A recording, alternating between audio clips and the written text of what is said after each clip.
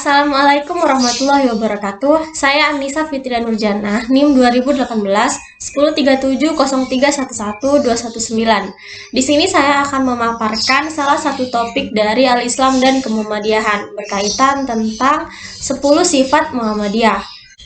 Baik, untuk sifat Muhammadiyah yang pertama adalah beramal dan berjuang untuk perdamaian dan kesejahteraan. Sifat satu ini dapat kita jadikan pedoman untuk menjalankan kehidupan sehari-hari. Baiknya kita tidak melakukan tindakan-tindakan negatif atau tindakan-tindakan yang buruk pada seseorang yang ada di sekitar kita, seperti teman-teman kita, orang tua kita, maupun orang-orang lain yang ada di lingkungan sekitar kita. Sehingga kita tidak akan menimbulkan permusuhan di antara mereka maupun kita. Dan sebaliknya, kita justru menciptakan lingkungan yang sejahtera dan damai. Namun, karena memang pada dasarnya sifat suatu individu itu berbeda-beda, sehingga kita tidak dapat mengatur bagaimana individu berperilaku kepada kita. Jadi, apabila seorang individu atau seseorang lain berperilaku buruk terhadap kita, baiknya kita tidak usah membalas perilaku mereka dengan tindakan yang negatif pula. Nah, Islam mengajarkan bahwa kita sebagai umat muslim baiknya berlapang dada ketika kita dicela, ketika kita didengki oleh orang lain. Sehingga di situ kita tidak akan menimbulkan permusuhan itu tadi, justru kita menimbulkan atau tetap menjaga suatu perdamaian dan kesejahteraan di antara kita. Selanjutnya, sifat Muhammadiyah yang ketiga adalah berlapang dada, luas pandangan dengan memegang teguh ajaran Islam. Maksud dari sifat yang satu ini adalah semisal kita memiliki satu konflik dengan individu yang lain. Individu itu melakukan tindakan atau perilaku yang buruk kepada kita, seperti membenci kita, mendengki kita, mencela kita, ataupun tindakan-tindakan negatif lainnya yang dilakukan pada kita. Meskipun demikian, kita baiknya tetap berlapang dada atau berperilaku sabar terhadap apa yang telah mereka lakukan kepada kita. Tak hanya itu, kita diajarkan untuk berpandangan lebih luas tentang apa yang telah mereka lakukan terhadap kita. Semisal, mungkin saja kita memiliki dosa yang terlalu banyak sehingga kita mendapatkan ujian dari Allah Subhanahu wa taala yang nantinya akan meningkatkan tingkat kesabaran kita. Dan kita lebih baik berdoa agar mereka yang berperilaku tersebut diberikan hidayah oleh Allah Subhanahu wa taala untuk tidak melakukannya lagi. Sifat Muhammadiyah yang keempat adalah bersifat keagamaan dan kemasyarakatan. Sifat ini bisa kita lihat pada salah satu contoh implementasi di kehidupan kita, seperti kita akan menjalankan misi keagamaan atau misi agama terhadap suatu kelompok atau masyarakat yang kita tuju. Di situ kita berniat untuk saling memperbaiki tingkat agama yang kita miliki atau pemahaman tentang agama yang kita miliki. Maka dari itu, sifat keagamaan dan kemasyarakatan kepada orang lain itu harus kita timbulkan, sehingga sifat agama dan sifat kemasyarakatan ini harus berjalan beriringan ketika kita akan mencapai suatu misi agama yang kita implementasikan pada suatu masyarakat yang kita tuju. Kemudian, sifat Muhammadiyah yang kelima adalah mengindahkan segala hukum, undang-undang, dan falsafah negara yang sah. Tentunya sifat ini sudah sangat jelas bahwa kita diwajibkan untuk mematuhi segala peraturan-peraturan yang sah yang sudah ditetapkan oleh negara kita. Seperti contohnya pada saat pandemi seperti ini. Kita diwajibkan untuk menggunakan masker. Hal kecilnya seperti itu. Jadi wajibnya kita untuk mematuhi peraturan tersebut. Jadi kita ketika keluar rumah kita menggunakan masker dan tidak melanggar peraturan-peraturan yang sudah ditetapkan. Tak hanya hal tersebut, kita wajib mematuhi peraturan-peraturan lain yang sudah ditetapkan oleh negara kita. Selanjutnya, sifat Muhammadiyah yang keenam adalah amar ma'ruf nahi mungkar dalam segala lapangan dan menjadi contoh teladan yang baik bagi setiap orang. Jadi maksud dari poin pada sifat Muhammadiyah yang keenam ini adalah bagaimana cara kita untuk menjadi suatu contoh yang baik di antara orang-orang yang ada di sekitar kita. Seperti contohnya pada poin sifat Muhammadiyah yang pertama yang sudah saya sebutkan sebelumnya, bahwa ketika kita mendapat celaan atau didengki maupun dibenci oleh orang lain, ataupun kita mendapat tindakan-tindakan yang buruk lainnya yang dilakukan terhadap kita, baiknya kita untuk berlapang dada maupun sabar. Bahkan lebih baiknya lagi kita saling mengingatkan bahwa perbuatan tersebut tidak baik. Sehingga dengan begitu kita akan lebih mudah untuk membangun suatu masyarakat yang damai dan sejahtera. Kemudian, sifat Muhammadiyah yang ketujuh adalah aktif dalam perkembangan masyarakat dengan maksud islah dan pembangunan sesuai dengan ajaran Islam. Kemudian untuk maksud dari sifat yang satu ini adalah kita dituntut untuk selalu aktif dalam memperhatikan kondisi-kondisi masyarakat yang ada di sekitar kita. Dengan begitu, kita dapat mengatur solusi-solusi yang tepat untuk tujuan-tujuan hidup yang sudah kita tentukan terhadap masyarakat maupun terhadap diri kita sendiri. Karena kita sudah memperhatikan segala perkembangan yang ada di dalam lingkup masyarakat di sekitar kita. Baik, masih dengan sifat Muhammadiyah. Sifat Muhammadiyah yang ke-8 adalah kerjasama dengan golongan lain manapun dalam usaha menyiarkan dan mengamalkan ajaran Islam serta membela kepentingannya.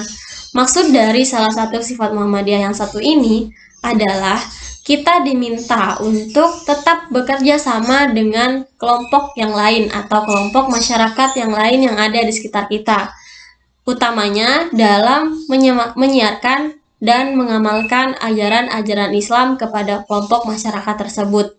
Karena memang pada dasarnya manusia satu dengan manusia yang lain hidup berdampingan dan saling membutuhkan, tentunya dalam mewujudkan tujuan-tujuan hidup mereka masing-masing. Karena dengan kita bekerja sama dengan golongan yang lain, kita memiliki pikiran-pikiran atau pandangan-pandangan yang lain terhadap mereka atau terhadap tujuan-tujuan yang hidup yang kita pilih.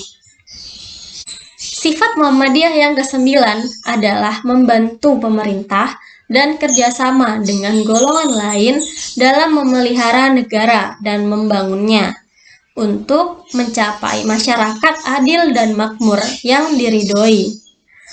Maksud dari sifat Muhammadiyah yang satu ini adalah kembali lagi pada poin sifat Muhammadiyah yang kelima, bahwa kita diminta atau diwajibkan untuk mematuhi seluruh aturan-aturan yang telah ditetapkan oleh pemerintah.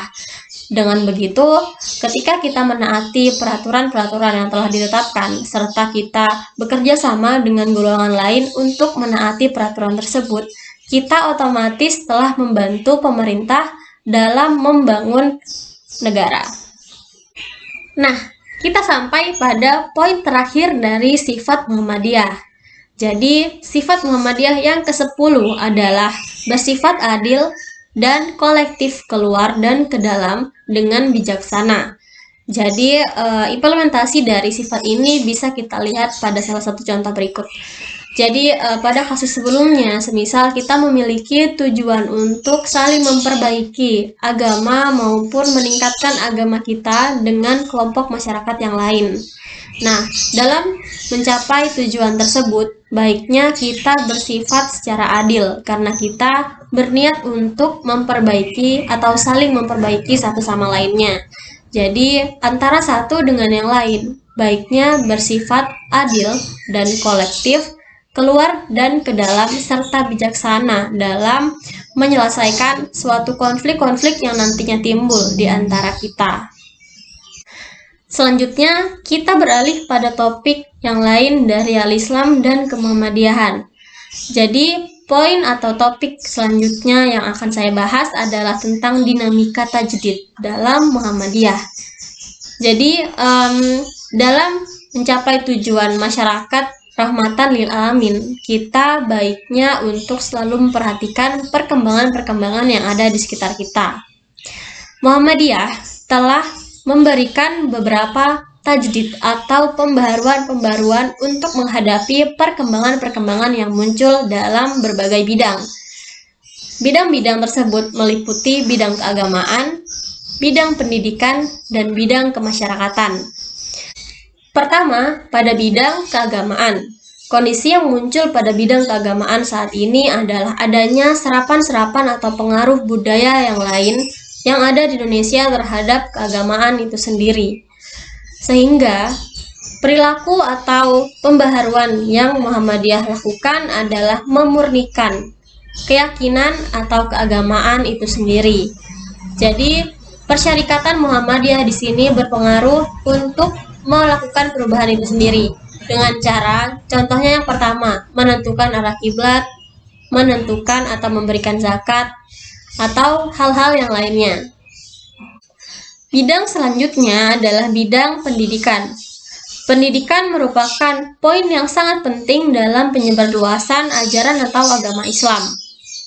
Muhammadiyah telah melakukan beberapa pembaharuan dalam bidang pendidikan, seperti yang pertama, Muhammadiyah telah membangun sekolah model barat yang mengimplementasikan pelajaran agama di samping pelajaran umum di dalamnya. Kemudian, untuk proses pembelajaran yang berlangsung saat ini telah dilakukan di dalam sebuah gedung sekolah yang memiliki meja, kursi, papan tulis, dan alat-alat kebutuhan lainnya. Tidak lagi dilaksanakan di dalam masjid atau langgar. Kemudian, Muhammadiyah telah memberikan salah satu pembaharuan lainnya, yaitu pengajian atau isi ceramah yang bertemakan kehidupan sehari-hari umat Islam. Tak hanya itu, Muhammadiyah juga melakukan bimbingan dan penyuluhan terhadap beberapa kondisi permasalahan yang timbul secara pribadi maupun masyarakat. Selanjutnya adalah bidang kemasyarakatan.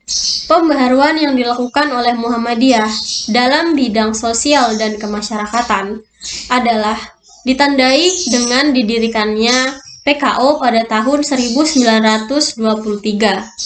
Pendirian PKO dimaksudkan agar kasih sayang sesama manusia, perwujudan tuntutan agama yang jelas, serta perwujudan sosial dari semangat beragama dapat menjadi kewajiban bagi setiap muslim.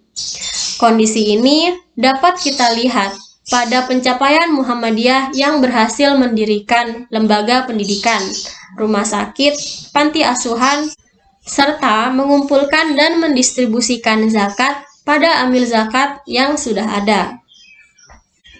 Baik, mungkin itu saja yang bisa saya sampaikan. Kurang dan lebihnya saya mohon maaf. Wabillahi taufik wal hidayah. Wassalamualaikum warahmatullahi wabarakatuh. Semoga video ini dapat bermanfaat bagi seluruh masyarakat.